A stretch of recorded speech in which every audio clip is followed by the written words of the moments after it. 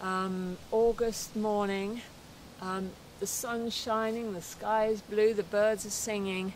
And who could even imagine, when I'm standing here in this bit of paradise that's open to the public today, that around the world so many people are in such dire straits.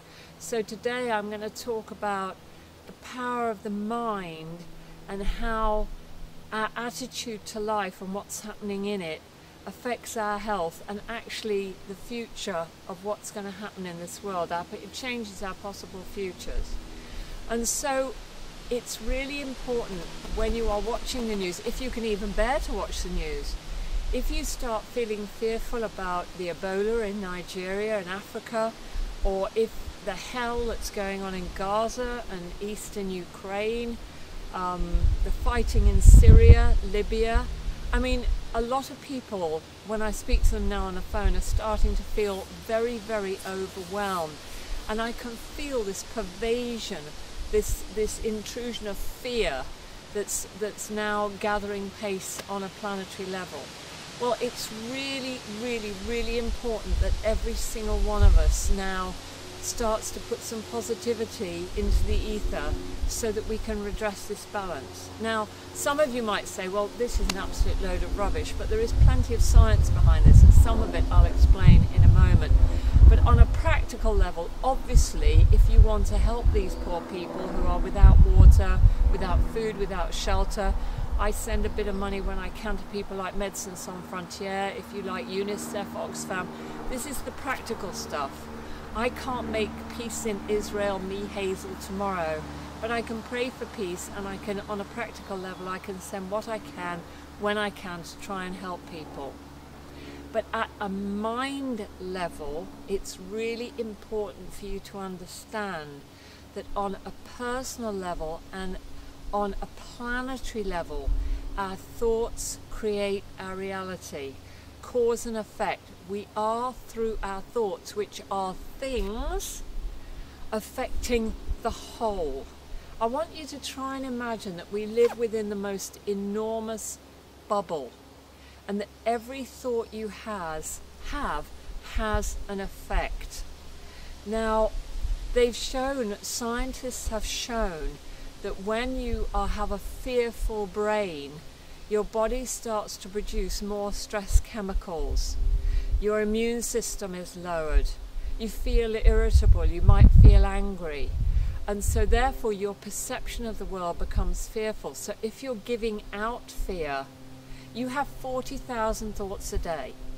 And so if you're giving out more fear than you are of peace or hope or love, then that is what will materialize into your life. What you give out is what you get back. Whereas if you have loving, peaceful thoughts, if you're feeling really happy like I am today, then your brain produces more dopamine, which activates the pleasure circuits within the body. A day like this is like eating chocolate. It makes you feel good. And when you feel happy and positive, your immune functioning improves and your outlook on life improves. And scientists have found that without any question whatsoever, that what you think about the most is what you will manifest into your life. Now, I've written about this in my book called Countdown to Coherence. I've written a lot about it over the years. But there is a fantastic book which has just come out, and it's by cell biologist Bruce Lipton, who wrote a wonderful book called The Biology of Belief. And he's now surpassed himself in this book. It's called The Honeymoon Effect. Now, Dr. Lipton has never heard of me, but I'm a huge fan of his. And this book really shows how if you have thoughts in your subconscious that are very deep-seated and that might have been there from your childhood, by altering your perceptions of life and altering your subconscious mind, then you can alter your conscious mind, and thereby you can bring more happiness into the world and into your life. So I think my overriding message today is that the more positively you can think and act, sorry I'm getting tongue-tied here, then the easier your life and others' lives can become. We all create our reality. Now, it's also, there's a wonderful chap called, he works at this Center for Cognition and Consciousness in Iowa.